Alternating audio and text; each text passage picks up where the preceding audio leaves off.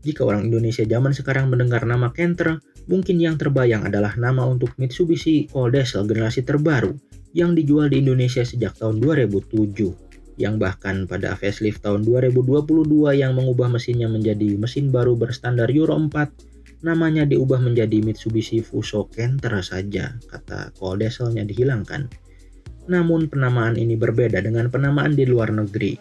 Untuk pasar internasional, sebenarnya nama Canter sudah digunakan untuk menamai line up makhluk ini sejak generasi pertama, yakni seri T720 yang diproduksi di Jepang sejak tahun 1963. Generasi pertama ini wujudnya belum menjadi truk light duty seperti Canter yang sekarang.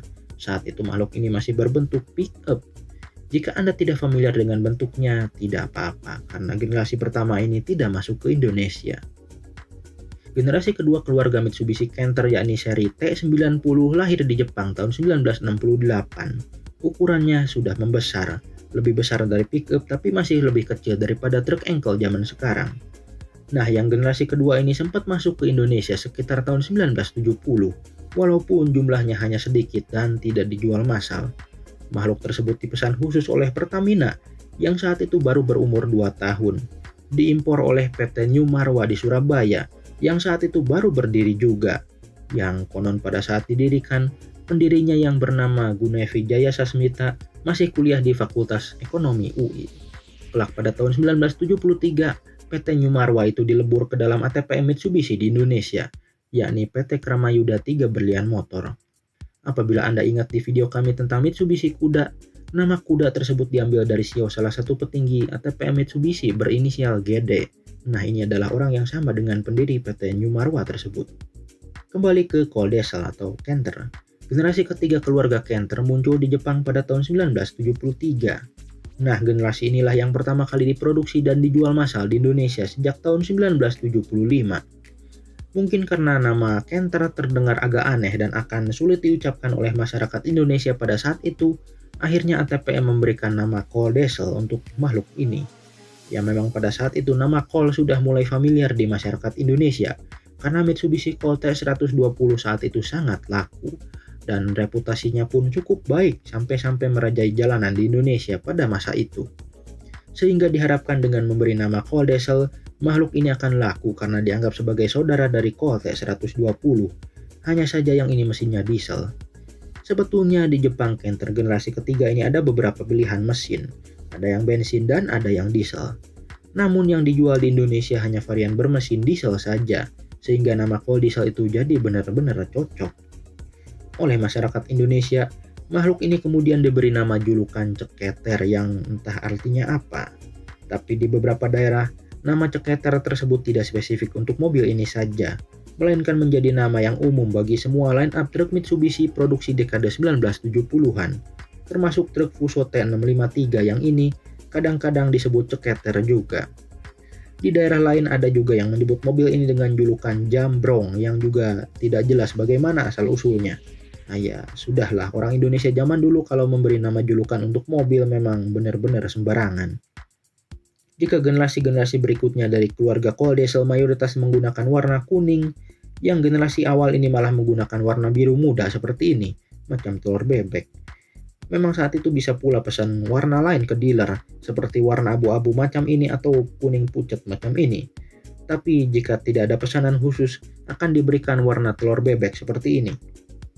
Terdapat dua varian bodi yang disediakan untuk pasar Indonesia, yakni varian 4 ban atau orang Indonesia biasa menyebut sebagai truk engkel berkode T200 dan varian 6 ban yang ban belakangnya double diberi kode T210.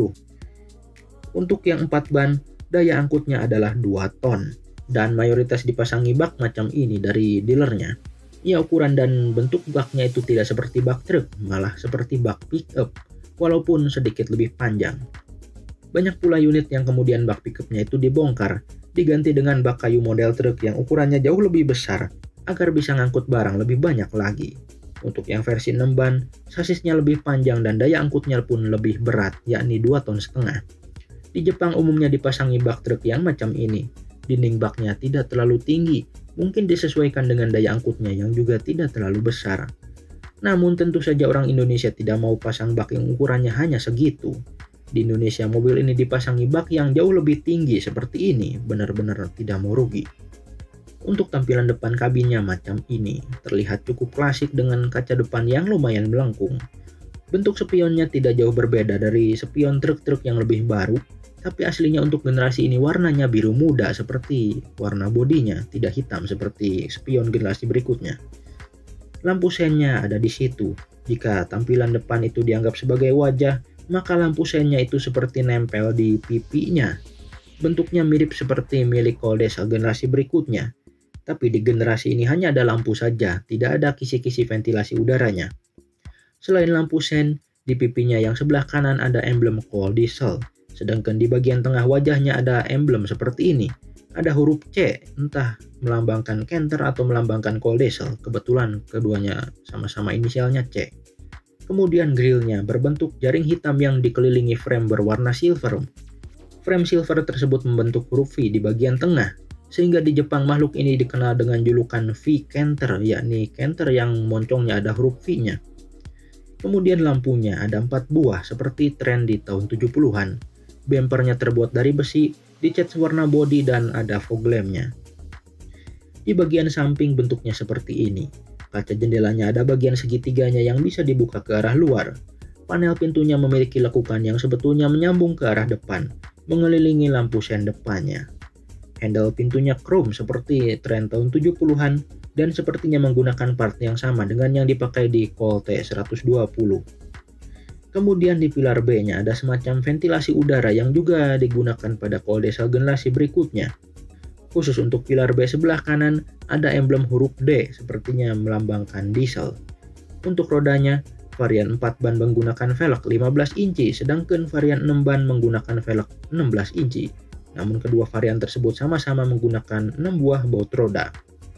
Di bagian kiri bawah di belakang kabin ada 1 buah aki. Ya memang akinya ini hanya 1 buah karena Colt Diesel yang generasi ini masih menggunakan kelistrikan 12 volt. Tidak seperti penerus-penerusnya yang menggunakan listrik 24 volt. Untuk lampu belakangnya, semua varian baik yang menggunakan bak pickup maupun yang menggunakan bak truk sebetulnya menggunakan lampu macam ini. Bentuknya bulat-bulat dan terpisah antara lampu sen dan lampu remnya. Lampu mundurnya juga bentuknya bulat dan hanya ada 1 seperti ini. Namun zaman sekarang lampu yang bulat macam itu sudah langka, sehingga jika rusak, mayoritas pemiliknya mengganti dengan lampu belakang yang bentuknya persegi, milik Colt Diesel generasi berikutnya. Sedangkan di sebelah kanan ada tangki solar yang kapasitasnya 70 liter saja. Tidak seperti generasi-generasi berikutnya yang tangkinya bisa sampai 100 liter. Kenapa kapasitas tangkinya lebih kecil? Karena memang mesinnya juga cenderung kecil jika dibandingkan dengan truk-truk light duty zaman sekarang. Makhluk ini menggunakan mesin diesel berkode 4DR5 berkapasitas 2700 cc atau lebih tepatnya 2659 cc. Ini sangat kecil jika dibandingkan dengan truk light duty zaman sekarang yang mayoritas kapasitas mesinnya sekitar 4000 cc. Kapasitas 2700 cc ini jika dibandingkan dengan mobil zaman sekarang hanya setara dengan mobil pickup seperti Kia K2700, bahkan lebih kecil daripada beberapa spesies pickup seperti Tata Xenon. Mesin ini menghasilkan tenaga 80 PS saja, sama persis dengan tenaga dari Isuzu Traga yang berkapasitas 2500 cc. Bahkan jika dibandingkan dengan mobil tersebut, mobil Colt Diesel ini torsinya lebih kecil. Mesin Isuzu Traga mengeluarkan torsi 19,5 kgm atau setara dengan 191 Nm. Sedangkan Colt Diesel ini torsinya 18 kgm saja atau setara dengan 177 Nm. Tapi memang wajar karena tahun pembuatannya pun selisihnya jauh, sehingga perbedaan teknologinya pun cukup signifikan. Dan tetap saja Colt Diesel Ceketer ini memiliki keunggulan di daya angkutnya karena secara spesifikasi resmi, mobil pickup zaman sekarang belum ada yang daya angkutnya mencapai 2 ton. Salah satu contoh kekunoan mesin ini adalah sistem injeksi solarnya menggunakan teknologi indirect injection. Hal ini mengakibatkan mesin ini harus disundut dulu dengan busi pemanas atau glow plug sebelum bisa dihidupkan. Namun tidak seperti mesin indirect injection yang lebih baru seperti pada Mitsubishi Colt L300 yang busi pemanasnya dikontrol dengan timer dan sensor suhu. Di mobil Ceketer ini tidak ada barang-barang tersebut, sehingga cara menghidupkan mesinnya pun jadi lebih repot. Tidak seperti mobil pada umumnya yang untuk menghidupkan mesinnya kunci kontaknya diputar searah jarum jam. Pada ceketer ini, kunci kontaknya harus diputar berlawanan jarum jam untuk menyalakan busi pemanas di mesinnya. Lalu bagaimana cara untuk mengetahui bahwa mesinnya sudah cukup panas atau belum? Ini pun dilakukan dengan cara yang sangat manual. Pada dashboardnya ada semacam pemanas berbentuk bulat yang laju pemanasannya hampir sama dengan busi pemanas yang ada di mesin. Sehingga jika pemanas yang di dashboard tersebut sudah terasa panas ketika dipegang, berarti mesinnya pun sudah cukup panas. Biasanya proses ini memakan waktu selama 40-60 detik. Ini lama sekali. Setelah itu baru kunci kontaknya diputar searah jarum jam untuk menyalakan mesinnya seperti pada mobil-mobil lain. Selain penyalaan mesinnya yang repot, prosedur untuk mematikan mesinnya juga repot. Selain harus memutar kunci kontak ke arah off seperti di mobil-mobil lain, juga ada tuas di bagian bawah dashboard yang harus ditarik. Jika hanya kunci kontaknya yang diputar ke arah off, mesinnya tidak akan mati. Karena kunci kontaknya hanya memutus hubungan kelistrikan tapi tidak memutus suplai solar ke mesinnya. Karena suplai solar ke mesinnya benar-benar dijalankan secara manual tanpa kelistrikan sama sekali. Sehingga mesin tetap bisa hidup walaupun kunci kontaknya sudah berada di posisi off. Nah, tuas di bawah dashboard itulah yang berperan untuk menyumbat suplai solar ke mesin. Sehingga mesin baru bisa mati jika tuas itu ditarik. Oh ya, untuk mengakses mesinnya juga agak repot karena mesinnya hanya bisa dijangkau dengan membuka jok supir dan penumpang.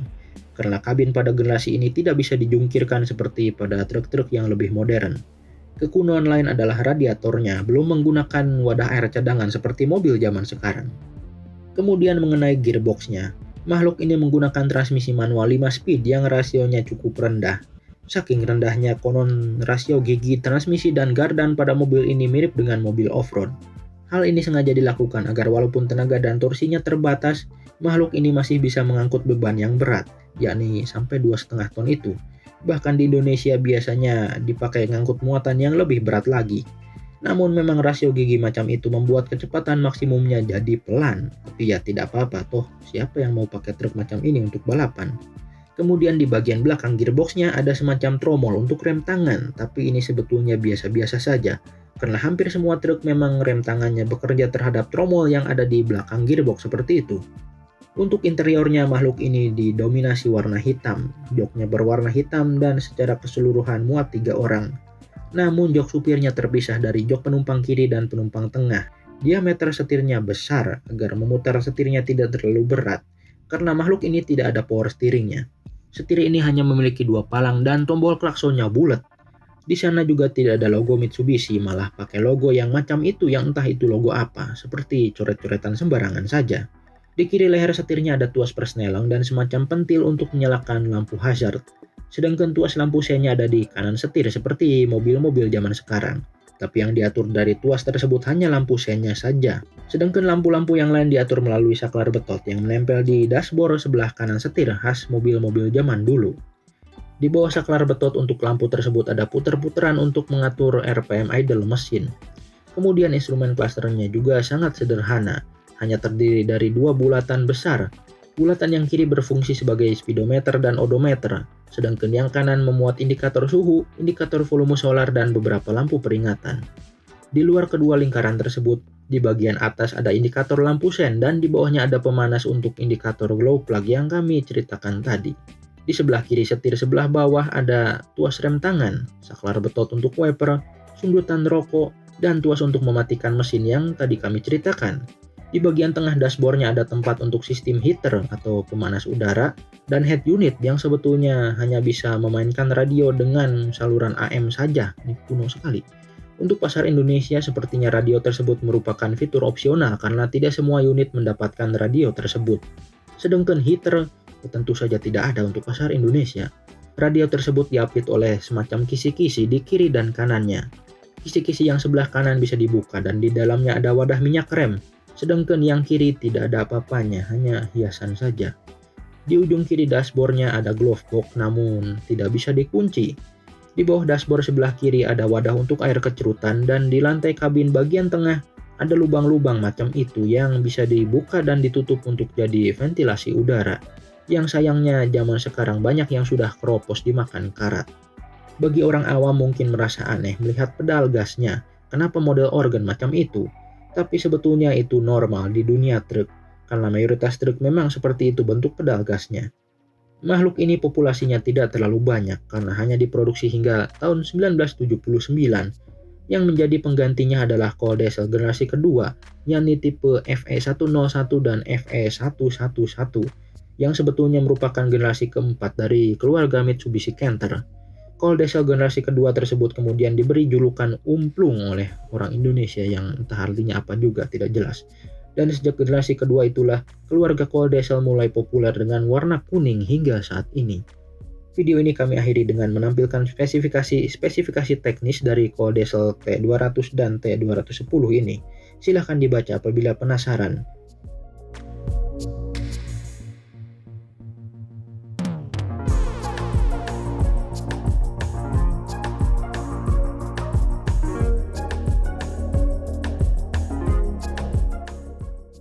Juga kami tampilkan spesifikasi servis yang kami ambil langsung dari manual booknya. Mungkin berguna bagi Anda yang masih memelihara makhluk ini agar kuat dan tahan lama.